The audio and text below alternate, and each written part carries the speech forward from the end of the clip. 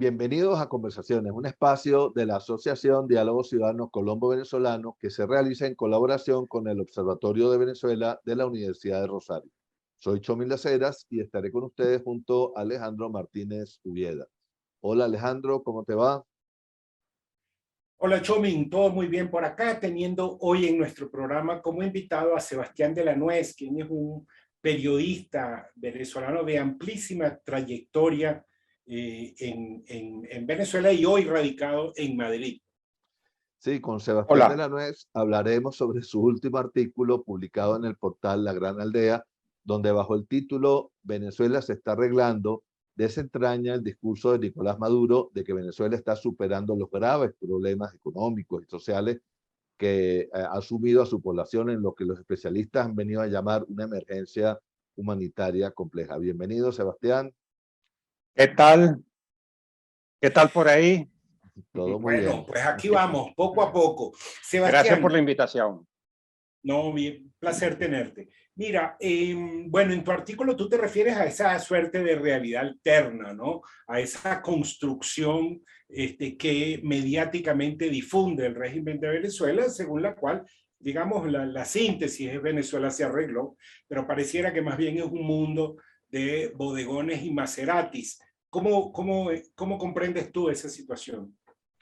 Bueno, el título del trabajo publicado es una ironía, ¿no? Me estoy adaptando, estoy adoptando el eslogan que el gobierno directa o indirectamente ha echado a andar.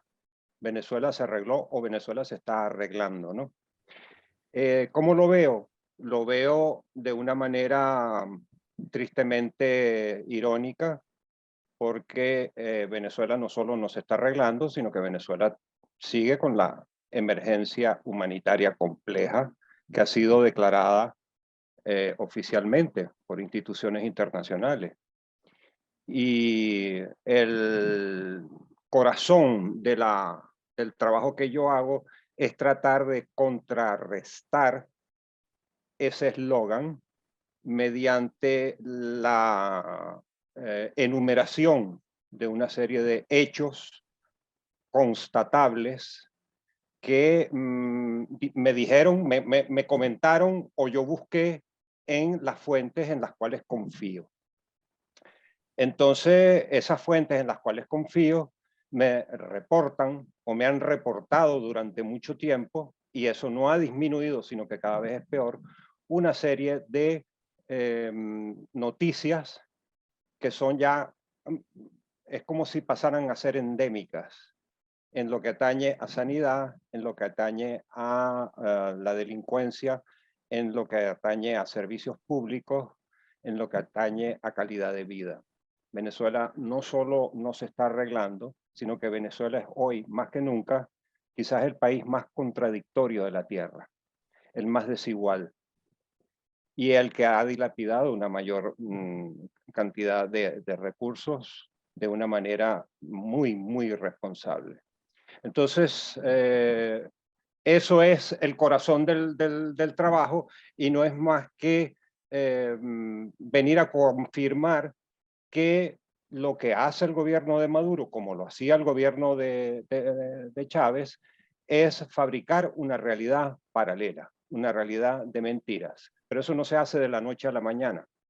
Eso se hace después de haber machacado la libertad de expresión, después de haber tergiversado el lenguaje usual del venezolano o el lenguaje de cara al pueblo, y después de haber criminalizado a la profesión, no solo ya algunos periodistas, sino la misma profesión del periodista está criminalizada, es peligrosa hoy en Venezuela. Eso y la costumbre ya inveterada del gobierno de no querer revelar datos de ninguna especie. Ese gobierno desde hace años cerró las oficinas de prensa, o las convirtió en otra cosa, o las convirtió en aparatos de su propaganda, pero ya no hay información confiable que salga de alguna parte, de alguna entidad, de alguna institución que tenga que ver con el gobierno venezolano.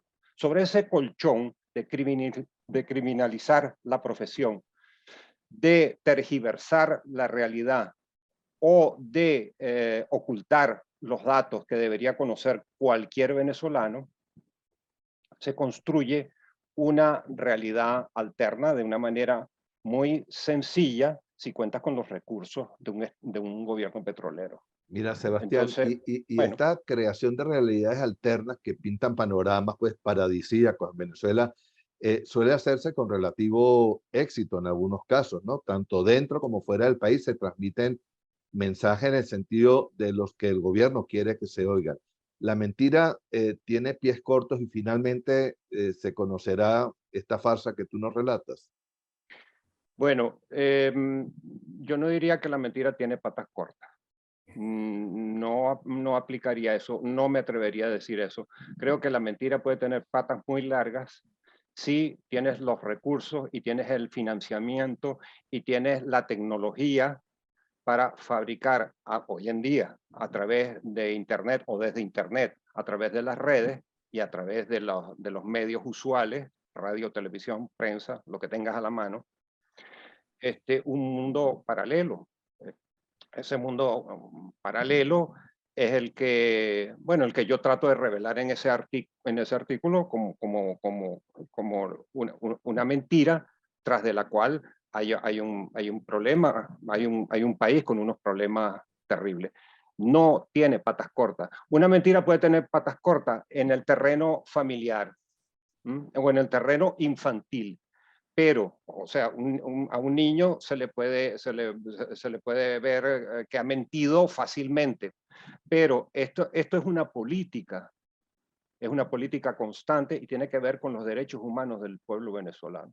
Una política con esa resiedumbre que le da un Estado que sigue siendo un Estado petrolero, con esos recursos, y soportado además por potencias o estados amigos, entre comillas, que le dan soporte técnico y que le dan soporte en recursos humanos, no tiene patas cortas. Se puede constituir, antes bien, en una especie de telón de fondo sobre el cual la gente se construye su realidad de todos los días. Y eso es muy Ahora, peligroso, porque eso ahora, tiene que ver Sebastián, con el miedo.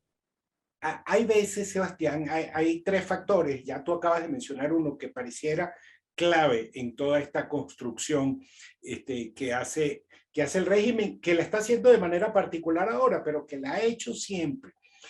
Un factor es el miedo, ¿no? Siempre hay miedo que impulsa a estas narraciones, pero también pareciera por momentos que hay un manejo muy complejo de la psicología de las masas y también del manejo de expectativas. Es decir, la generación de expectativas en el chavismo ha sido siempre algo donde ha encontrado un manejo que quizá ha llegado a unos niveles de perversidad Sí, notable, ¿no? sí. No muchísimos antecedentes y además muy exitoso. ¿Tú crees que esto tiene que ver con la situación actual?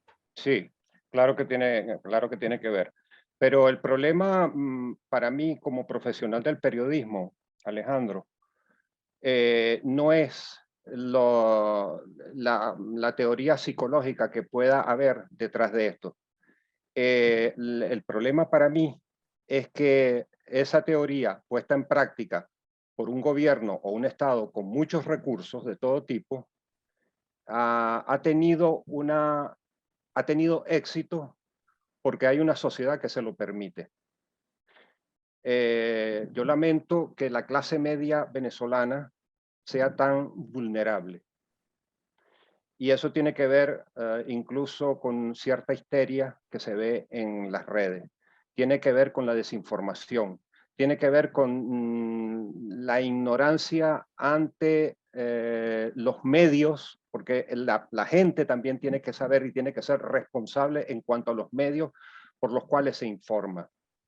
Entonces, esa responsabilidad en la clase media venezolana que votó por Chávez, que hizo posible a Chávez, aún no la hemos despachado como la debemos despachar, claramente. Y la sociedad que está en los cerros es la sociedad que más sufre el miedo, no la clase media. La clase media, en parte, al menos en parte, está en eso, dentro de esa posible entelequia de la Venezuela que se arregló. Pero, insisto, el problema no es las herramientas psicológicas que utilice el gobierno. A mí lo que me interesa es el efecto exitoso, porque encontró también un campo fértil para eso. Pero muchísimas gracias, Sebastián de la Nuez, por ¿Ya se acompañarnos terminó? en el día de hoy. Ya terminamos. Los esperamos la próxima semana en una nueva emisión de Conversaciones de la Asociación Diálogos Ciudadanos Colombo-Venezolano. Pueden seguirnos también por nuestras redes, así como las del Observatorio de Venezuela de la Universidad de Rosario y en el portal de talcualdigital.com de Caracas. Hasta luego, Sebastián. Gracias, hasta luego.